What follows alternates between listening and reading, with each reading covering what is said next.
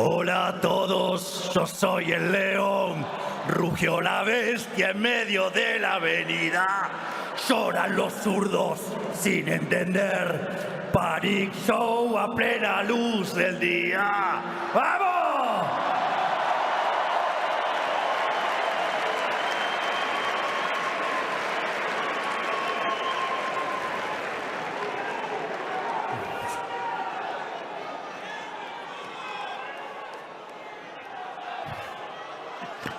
Okay.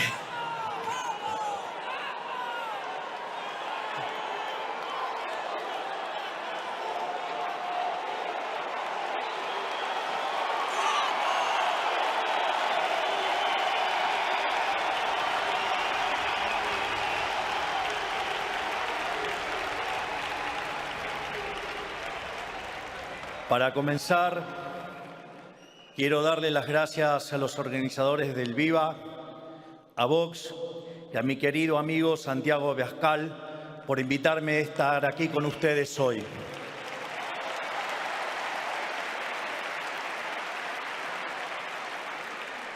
El viernes, presentando mi libro El camino del libertario, contaba que cuando empecé con toda esta peripecia de dar públicamente la batalla cultural, estaba más solo que Adán en el Día de la Madre.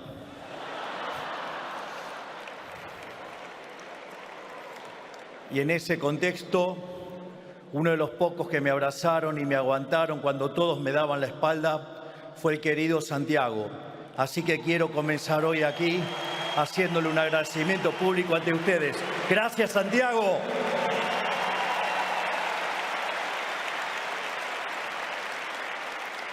Mirá, Santiago, hasta dónde hemos llegado y cuánto que tenemos por delante. Vengo predicando mi vención del sistema capitalista en auditorios donde la mayoría de los que escuchaban no siempre comparten lo que digo. A veces, inclusive, predicando de frente ante gente que lo detesta, porque se sienten aludidos por mi crítica, como ocurrió, por ejemplo, en el foro de Davos.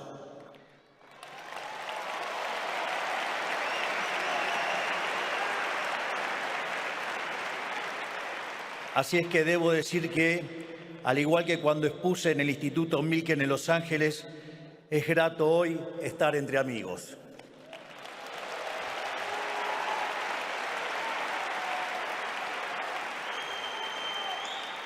Es reconfortante estar enfrente a un público que comparte nuestras ideas y que es parte de la enorme tarea de dar la batalla cultural frente a quienes quieren imponernos una visión del mundo que no solo es inmoral, sino que es contraria a los valores que hicieron grande a Occidente.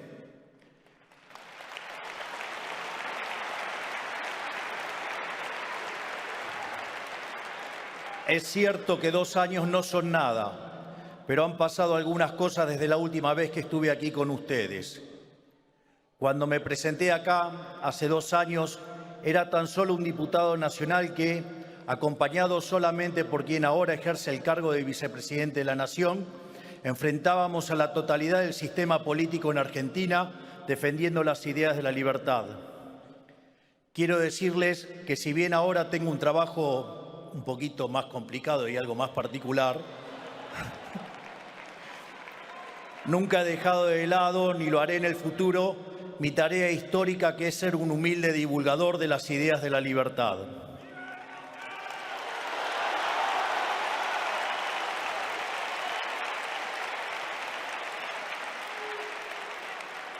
Porque estoy convencido que hoy, más que nunca, estas ideas y valores que llevaron a lo más alto a la especie humana corren peligro y necesitan ser defendidas del asedio del maldito y cancerígeno socialismo.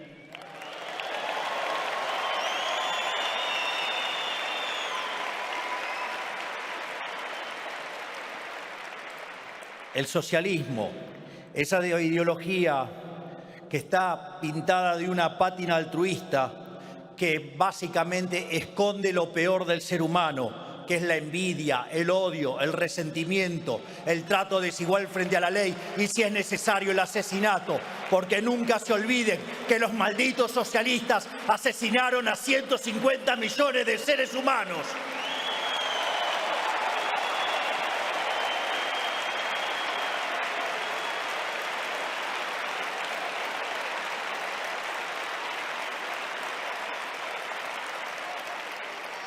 Hace poco, en la conferencia que brindé en el Instituto Milgen, dije que, en algún sentido, los argentinos somos profetas de un futuro apocalíptico que nosotros ya hemos vivido, pero que el resto de Occidente aún tiene por delante.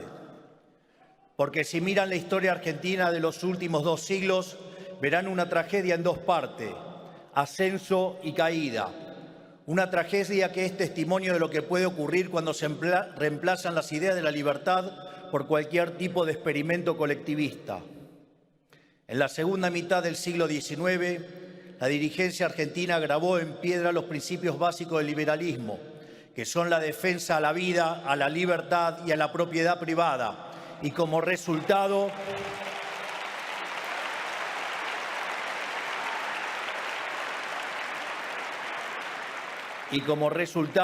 vimos el proceso de crecimiento económico más fuerte de nuestra historia. De hecho, Argentina crecía más que el equivalente de las tasas chinas de este momento. En tan solo 35 años nos convertimos en una potencia mundial. Fuimos la primera nación de la historia humana en erradicar el analfabetismo. Teníamos un Producto Bruto Interno total superior a la suma de Brasil, México, Paraguay y Perú juntos. Éramos la primera potencia mundial en términos de PBI per cápita. Nosotros, un país periférico que el resto del mundo apenas conocíamos, éramos la meca de Occidente y recibimos millones y millones de inmigrantes que soñaron en Argentina la posibilidad de una vida mejor, la mayoría de ellos españoles. De ahí radica en parte la hermandad eterna entre nuestros pueblos.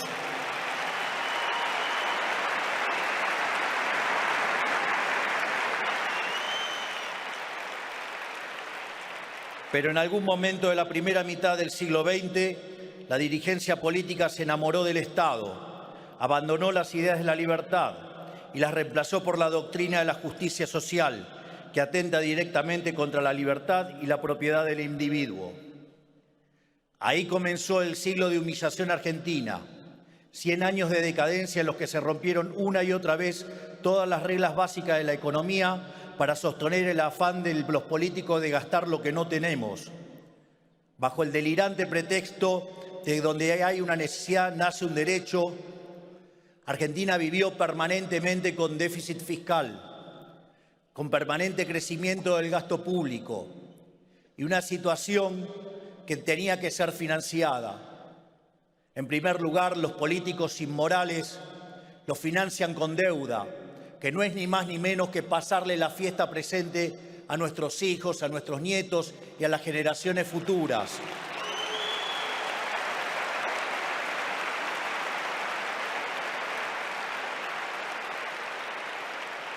Naturalmente, cuando el financiamiento se termina, recurren a la máquina de imprimir billetes. Y así, básicamente, Argentina, por ejemplo, le ha quitado 13 ceros a la moneda, ha tenido 2 hiperinflaciones sin guerra, hoy podríamos quitarle 3 ceros más a la moneda y han hecho un verdadero desastre con el impuesto inflacionario, robándonos todo el tiempo. Y ya, cuando no les queda más alternativa, suben directamente los impuestos explícitos, haciendo que el país verdaderamente deje de ser competitivo.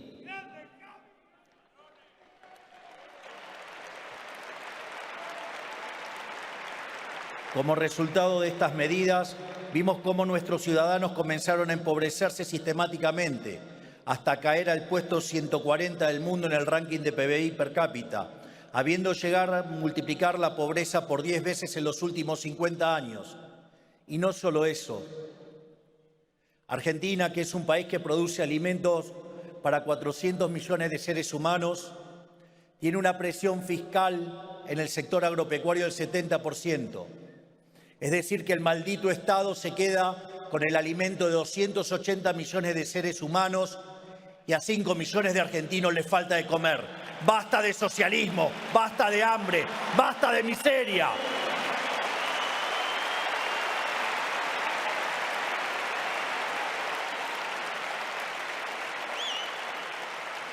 Por eso es cuando hoy miro a Europa hoy y también a los Estados Unidos y veo lentamente cómo van apareciendo pequeñas señales del trágico camino que tristemente recorrió la Argentina. En la otra vereda de la historia, mientras el socialismo destruía la Argentina, el capitalismo de libre mercado literalmente salvaba al mundo. Resta ver la historia económica global de los últimos 250 años y en particular de los últimos 100 años para demostrarlo.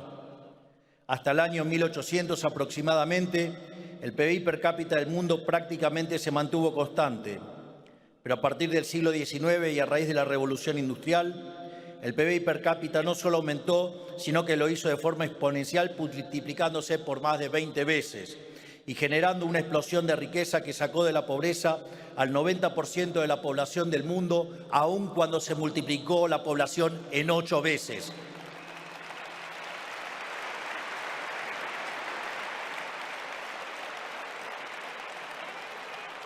Que lidien con ese dato los malditos aborteros.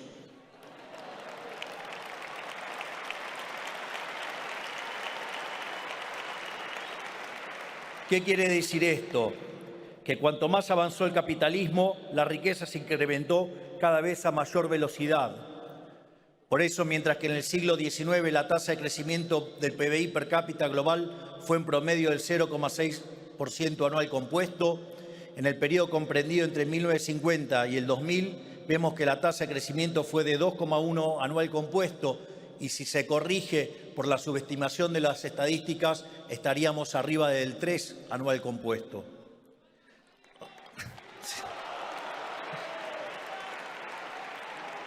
O sea, el capitalismo de libre empresa ha sido una panacea para Occidente.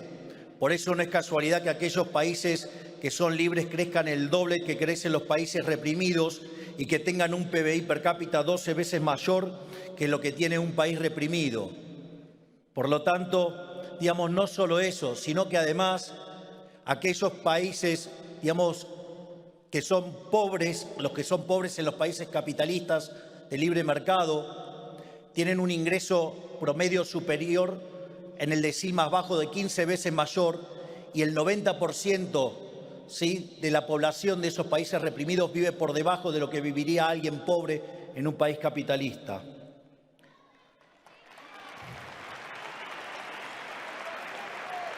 Esto demuestra, a pesar de los llantos de la izquierda, que los mercados libres generan prosperidad para todos, no solo para algunos. No hay caso de país en toda la historia de la humanidad que haya abrazado las ideas de la libertad, que no haya experimentado una explosión de crecimiento y prosperidad para todos. Por el contrario, el socialismo, siempre que se ha intentado, no solo en la Argentina, sino en el mundo entero, ha sido un fracaso en lo económico, ha sido un fracaso en lo social, un fracaso en lo cultural y en muchas ocasiones un fracaso impuesto sobre pilas y pilas de cadáveres sin nombres.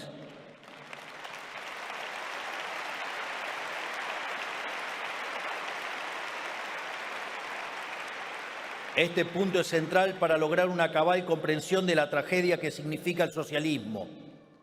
Dado que el socialismo es una ideología que va directamente en contra de la naturaleza humana, necesariamente deriva en esclavitud o muerte. No hay otro destino posible. Abrirle la puerta al socialismo es invitar a la muerte.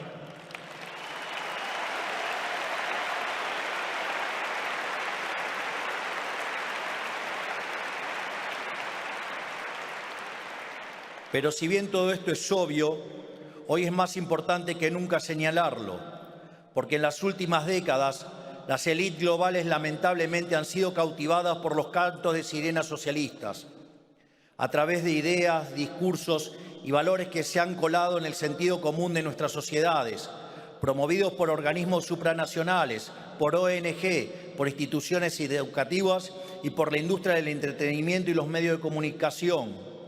Discursos que dicen que el capitalismo es malo porque es individualista y que el colectivismo es bueno porque es altruista y por lo tanto bregan por la justicia social, que persiguen al privado para que se someta a mandamientos de supuesta moral en cuestiones como el género, la cuestión racial o la cuestión ambiental, que muchas veces terminan atentando directamente contra la libertad y la capacidad de las empresas para generar riqueza, sino también sobre la vida humana.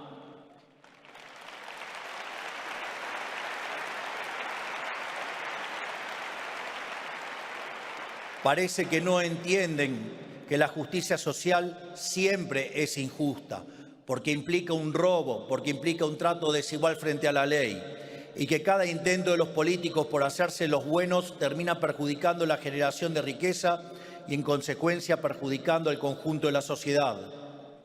Tampoco se dan cuenta o no parece importarles que el costo de sostener esta pantomima bien pensante de los progres sea subvertir todos los valores que hicieron de la civilización occidental la punta de lanza de la historia del progreso humano.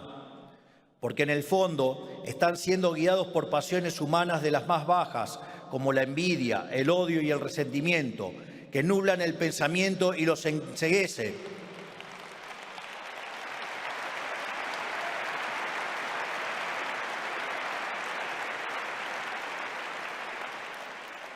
Es más, tanto los enceguece a punto tal que viven proyectando sus miserias en el resto.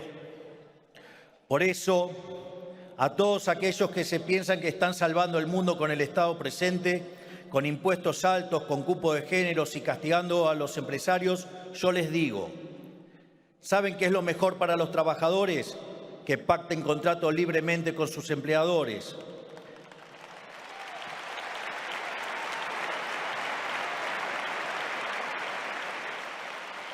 ¿Saben qué es lo mejor para las mujeres?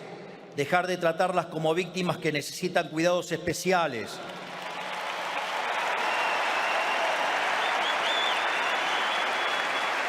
Yo pregunto, ¿acaso los socialistas consideran a las mujeres como seres inferiores para estar otorgándoles privilegios?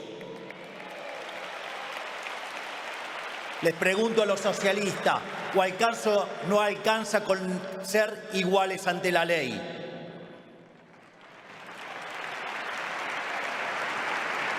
¿Saben qué es lo mejor para el planeta? Dejar el mercado encuentre, como ha hecho siempre, las mejores soluciones. ¿Saben qué es lo mejor para los niños? Un padre y una madre que les conocen mucho mejor que cualquier burócrata.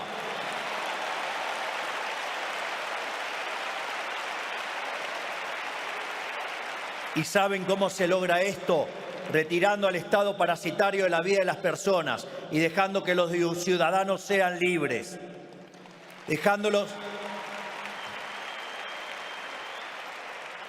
Dejándolos asociarse libremente, elegir qué producir, a quién emplear, dónde estudiar, a quién venderle, qué comprar y qué hacer con el fruto del trabajo propio.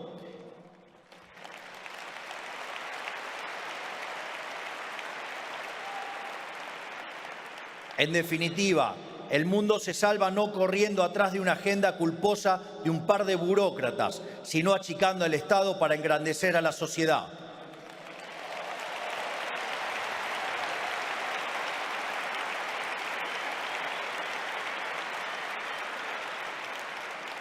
Hay que destruir esa idea parasitaria que ha aprendido en Occidente, que dice que la tarea del Estado, o sea, del burócrata, es controlar cada aspecto de la vida de los ciudadanos.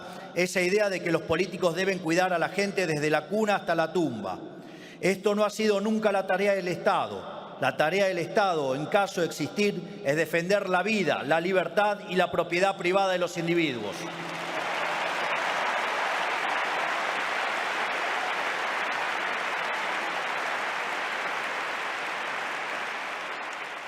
Pero las élites globales no se dan cuenta de lo destructivo que puede llegar a ser implementar las ideas del socialismo, porque lo tienen demasiado lejos, no saben qué tipo de sociedad y país puede producir y qué calaña de gente atornillada al poder y qué niveles de abuso puede llegar a generar. Digo, aún cuando tenga la mujer corrupta, se ensucia y se tome 5 días para pensarlo.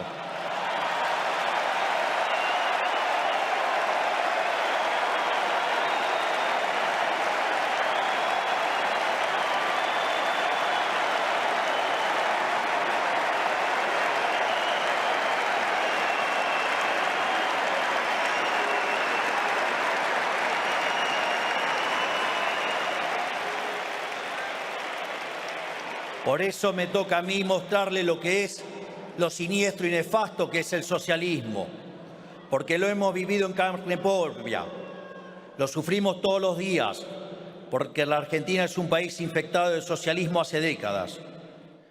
o quizás debería decir era.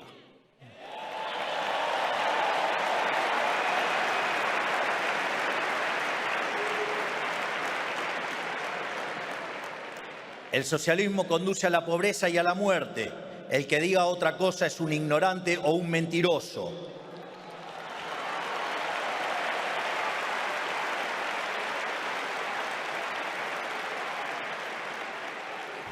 Y como el socialismo conduce a la muerte, nunca, pero nunca podemos dar el brazo a torcer.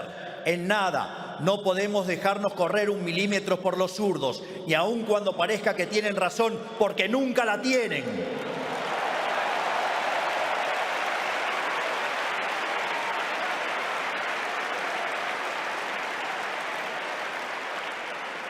Porque cuando dejemos una rendija abierta, nos atacarán desde una posición mejor para ellos.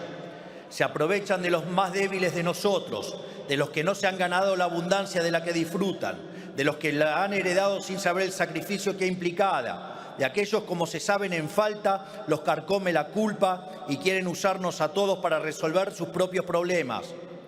Pero nosotros no somos débiles, nosotros nos hemos ganado lo que tenemos. Nosotros realmente creemos lo que decimos. Nos ha costado sangre y sudor llegar a donde hemos llegado y nadie ni nadie se va a interponer en nuestro camino.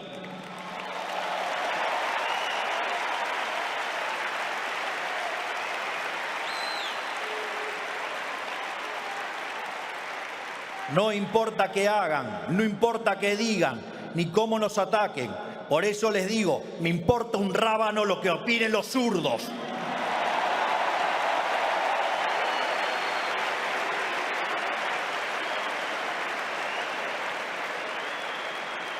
En definitiva, no hay nada que puedan hacer para alterar el curso de los acontecimientos. A la luz de las cosas que suelo decir, de las discusiones en las que me suelo meter, muchas veces recibo críticas de distintos actores del establishment y en particular de los ensobrados del periodismo.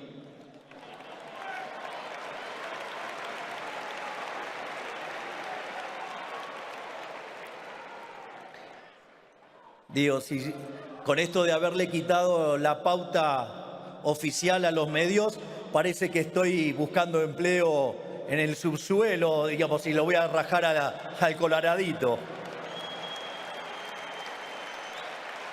Pero no se hagan problema, ese es zurdo también, así que no me interesa ese negocio. Me dicen, pero usted ahora es un jefe de Estado. ¿Cómo va a estar haciendo estos comentarios? ¿Cómo va a hablar así de sus adversarios políticos? ¿Cómo va a hablar así de otros mandatarios internacionales? Yo les digo que la batalla cultural no es algo que uno toma o abandona según conveniencia, sino que es un compromiso inalienable.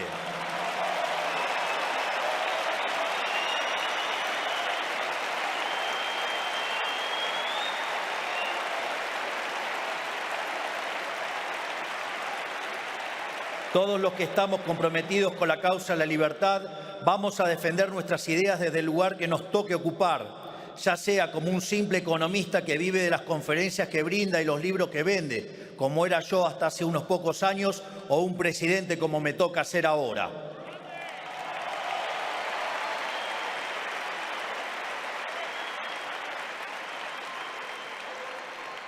En todo caso, ahora que soy presidente, mi responsabilidad por librar la batalla cultural es aún mucho mayor, porque lo que hago y digo tiene un efecto más grande.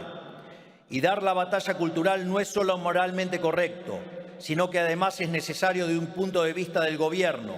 Es necesario para el éxito de cualquier programa de gobierno liberal o libertario, para que las políticas que implementen sean duraderas y para que en el futuro sean los propios ciudadanos los que defiendan su libertad y no se dejen pisotear nuevamente por los socialistas.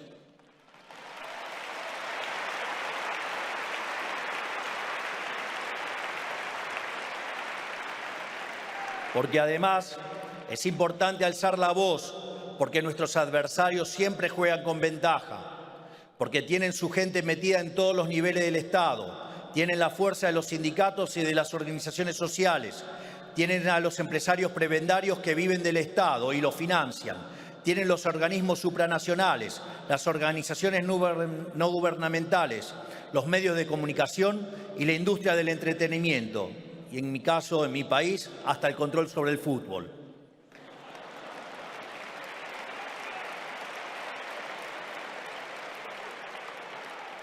En ese sentido, hay que reconocer que han hecho un trabajo formidable en términos de lo que Antonio Gramsci llamaría la construcción de una verdadera hegemonía global. Si todos los que creemos en la vida, la libertad y la propiedad no hacemos nada, estamos condenados. Si todos los que creemos en los valores que hicieron de Occidente la civilización más próspera de la historia no hacemos nada, estamos condenados. Por eso,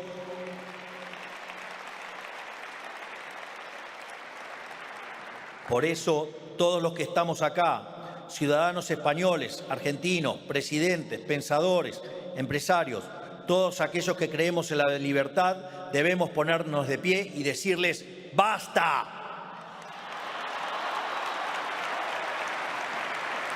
Basta al odio, al resentimiento y a la envidia que implica el socialismo.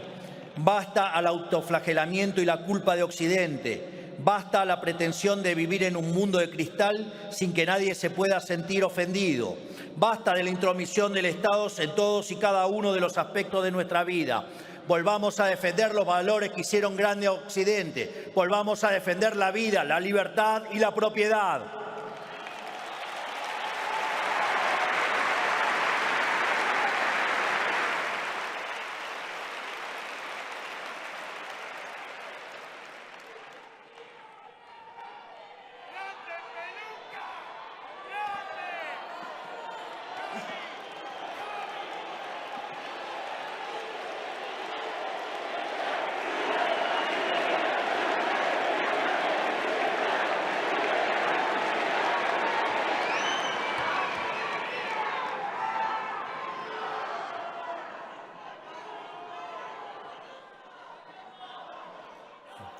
Ya estamos a 5 meses que asumí como presidente de la República Argentina el 10 de diciembre y con orgullo puedo decir que estamos cumpliendo a rajatabla la promesa que le hicimos a los argentinos.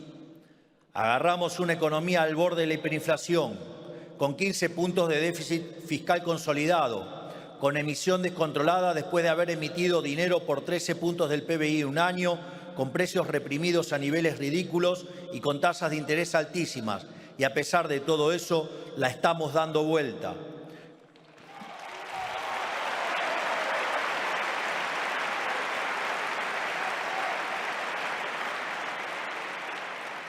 Con un esfuerzo enorme por parte de todos los argentinos, pero lentamente la estamos dando vuelta. Hemos reducido sistemáticamente la inflación mes tras mes hasta lograr una inflación de un dígito mensual. Hemos bajado la tasa de interés sin que se dispare la inflación y sin que se dispare el tipo de cambio.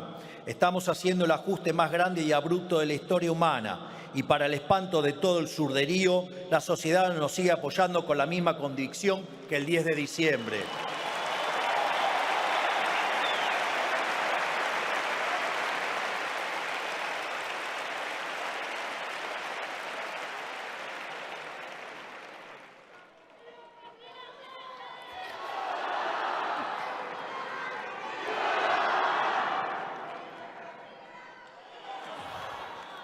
Por eso llora la izquierda local e internacional, porque todo lo que ellos resumen como imposible, nosotros lo realizamos, porque todo lo que han roto con su chamanismo económico, nosotros lo estamos enmendando con trabajo y con las ideas y valores correctos, porque todas las ideas, valores y teorías que ellos predican en mi país ya han fracasado y todo aquello a lo que ellos le tienen miedo está empezando a tener éxito.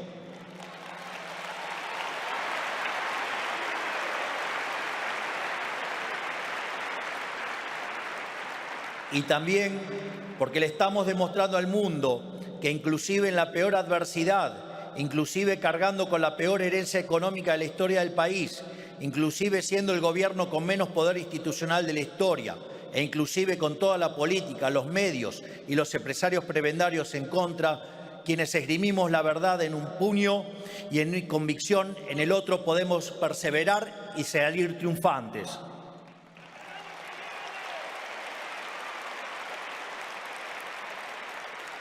Porque más tarde o más temprano, la verdad siempre se impone sobre la mentira, la libertad siempre se impone sobre la opresión, la vida siempre se impone sobre la muerte y el bien siempre triunfa sobre el mal.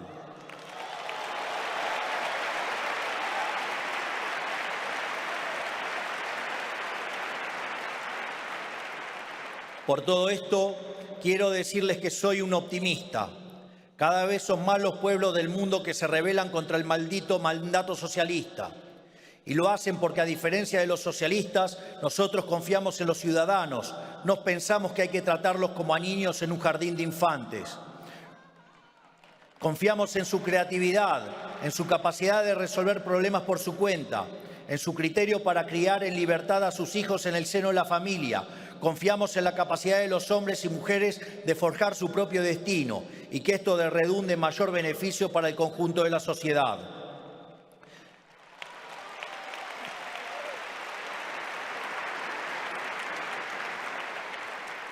Y esta confianza que tenemos en el ciudadano común, tarde o temprano vuelve, porque para obtener confianza hay que dar confianza.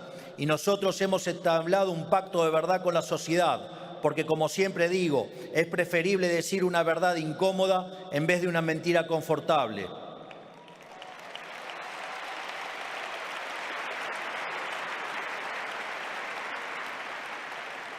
Por todo esto, quiero comprometerme con todos ustedes y decirles que no les voy a fallar.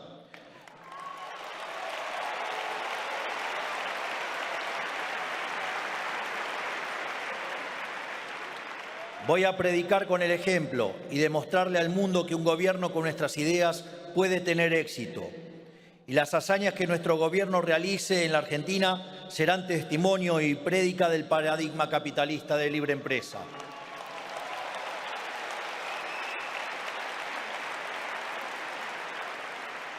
Pero no serán ningún milagro, sino la consecuencia necesaria del ejercicio de las ideas correctas, porque la libertad es el único camino posible a la prosperidad.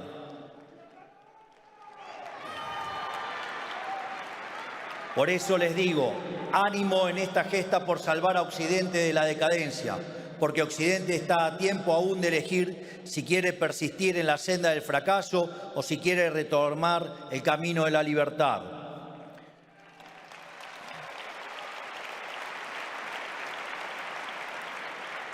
Finalmente, les quiero dejar una frase de uno de los mayores pensadores del siglo XX, que fue Ludwig von Mises, y que además demostró la imposibilidad del socialismo ya en 1922 con su famoso tratado El socialismo. Mises sostenía que el socialismo es una alternativa al capitalismo, como el cianuro de potasio es una alternativa al agua.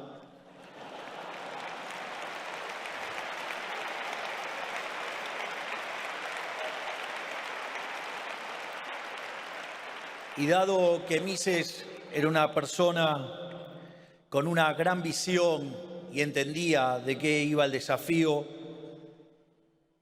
hizo una frase de Virgilio, su frase de cabecera, una frase en latín que dice: tu no sede malis, sed contraudentior ito, que significa: no cedas ante el mal, sino que enfréntalo con mayor audacia. No cedamos frente al socialismo, vamos a enfrentarlo con mayor valentía.